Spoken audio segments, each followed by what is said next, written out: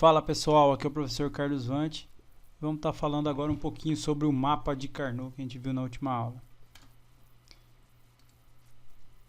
Bom, a simplificação de expressão lógica pela álgebra booleana é eficiente.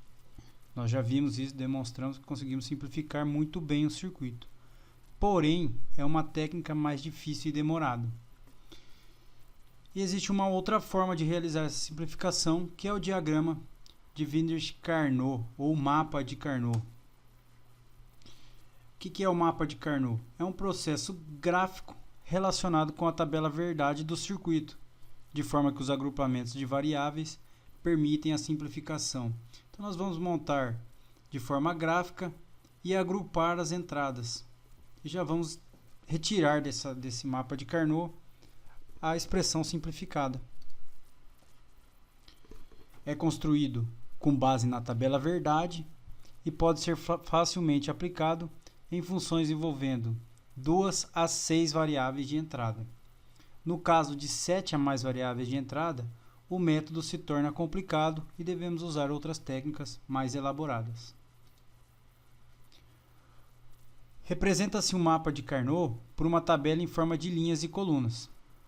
Essa tabela, de acordo com o número de variáveis, é dividida em células, obedecendo à proporção 2 elevado a n, em que n é o número de variáveis de entradas envolvidas. Ou seja, se tiver uma tabela verdade de um exemplo qualquer,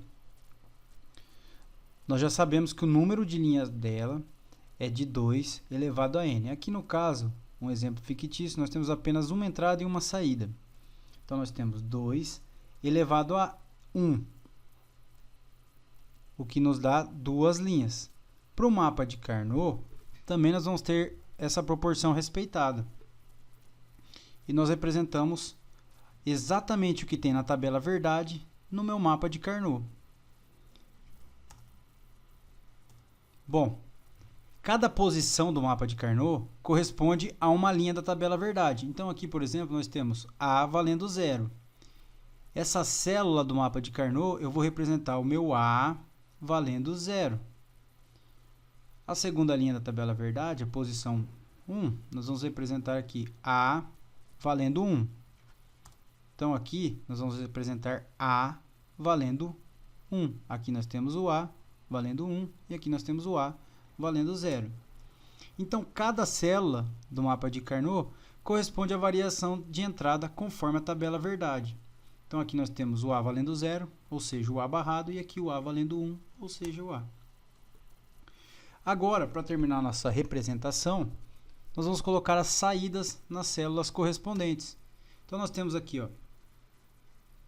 para A valendo 0, da nossa tabela verdade, a saída vale 1. Então, nós vamos lá na posição do mapa de Carnot, onde A vale 0, ou seja, A barrado, e a saída vale 1. E nós colocamos o valor da saída.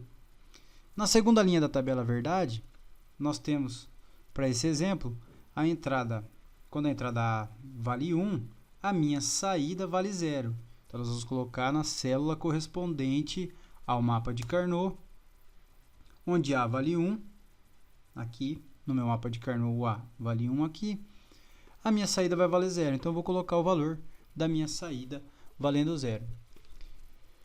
Aqui nós fizemos um exemplo só para compreender como é representado o mapa de Carnot. Como ele é um método para simplificação, nós nunca vamos utilizar ele para uma entrada, e sim para 2, 3, 4, 5 ou 6. Outro exemplo aqui, para apenas uma entrada, vamos representar a tabela verdade. Onde A vale 0, o meu mapa está aqui, né? A vale 0. A minha saída vale 1. Então, eu tenho que colocar lá no mapa de Carnot, minha saída vale 1.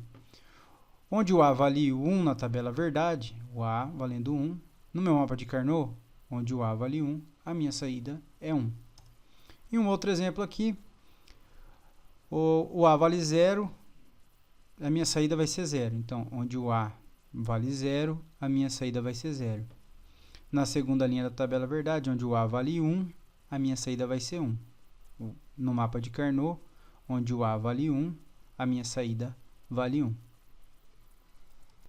Bom, até agora nós só representamos com uma variável para poder se ambientar com o mapa de Carnot. Então agora nós vamos trabalhar já com duas variáveis de entrada.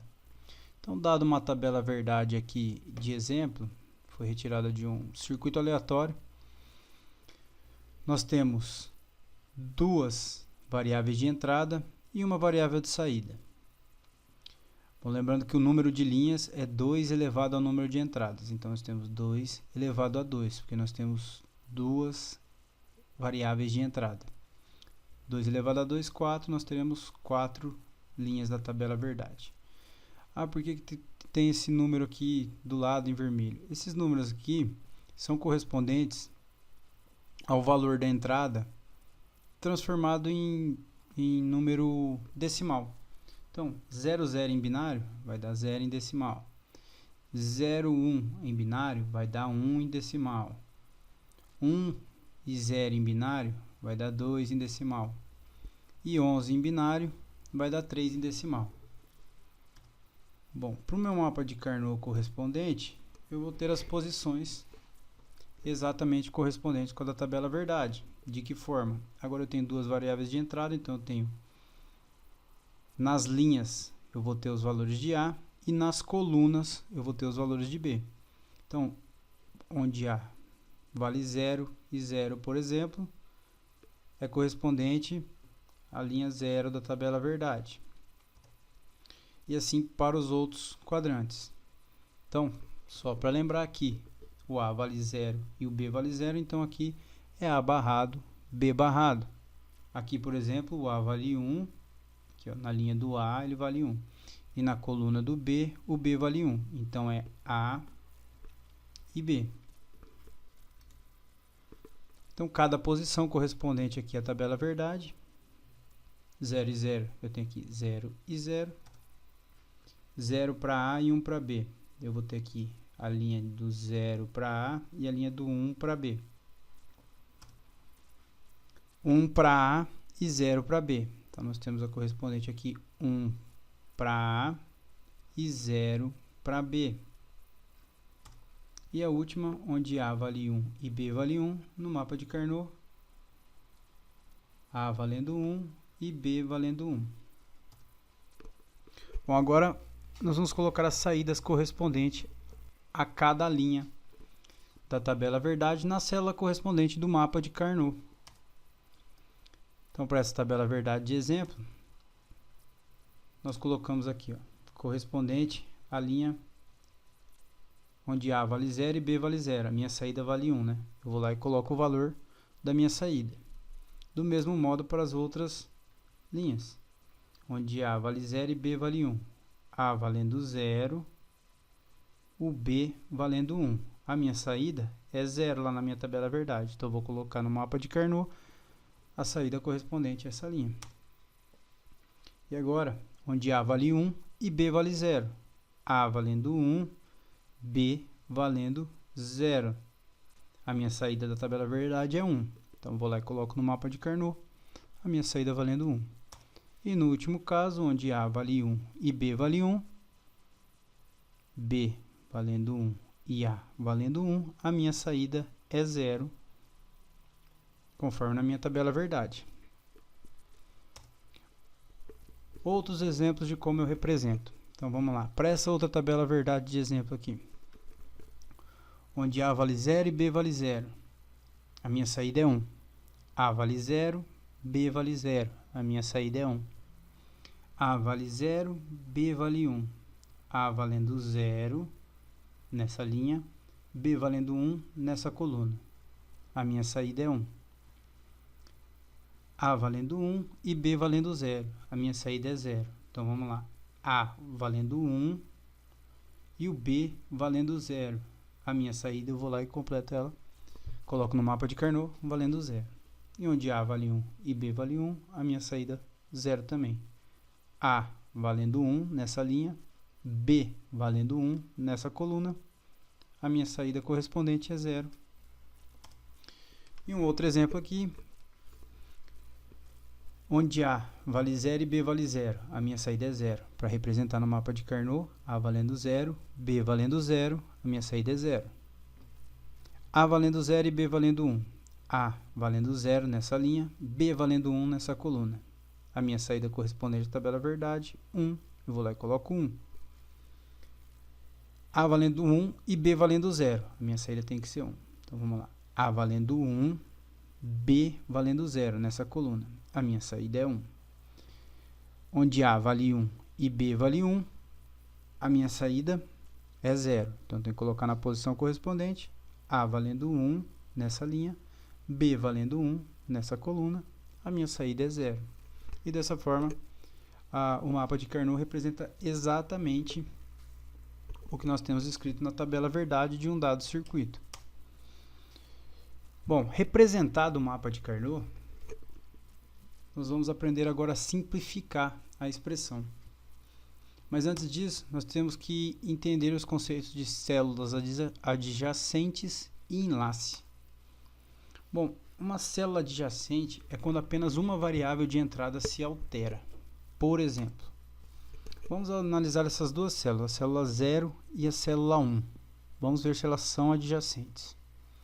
Bom, lembrando aqui, na célula 0 eu tenho A valendo 0, então A barrado, e B valendo 0, então B barrado. E na célula 1, na célula 0, né? E na célula 1 aqui do lado, eu tenho A valendo 0, então é A barrado, e o B valendo 1, então é B. Então, reparem que na célula 0, nós temos A barrado, B barrado. E na célula 1, nós temos A barrado e B. Então, só uma variável de entrada se alterou, né? O A era barrado, continuou barrado. O B era barrado e começou a valer 1. Então, eu posso dizer que elas são células adjacentes, porque apenas uma variável se alterou entre essas duas células, a 0 e a 1. E aí o mesmo ocorre para a célula 0 e 2, para a célula 1 e 3 e para a célula 2 e 3. Ou seja, bom, para a célula 0 e 2, vamos analisar aqui. B vale 0 e aqui também vale 0. Mas o A vale 0 e aqui passa a valer 1. Então, o A se alterou. O B continuou constante, continuou valendo 0. Então, elas são adjacentes. Vamos avaliar para a célula 1 e 3. Na célula 1, o A valia 0. Na célula 3, ele passou a valer 1. Então, uma variável se alterou. O B era 1 e continuou valendo 1. Então, o B não se alterou. Como só uma variável se alterou, eu posso dizer que elas são adjacentes. E existe dois casos aí para duas variáveis de entradas no mapa de Carnot que elas não são adjacentes, que é entre a célula 0 e 3 e entre a célula 1 e 2. Bom, vamos avaliar aqui entre a célula 0 e 3. O A valia 0, né? E o B valia 0. Para a célula 3, o A começou a valer 1 e o B também valeu 1. Então, essas duas células não são adjacentes, porque mais de uma variável se alterou. Nesse caso aqui, acontece o mesmo. O B na célula 1 valia 1, passou a valer 0, então ele se alterou.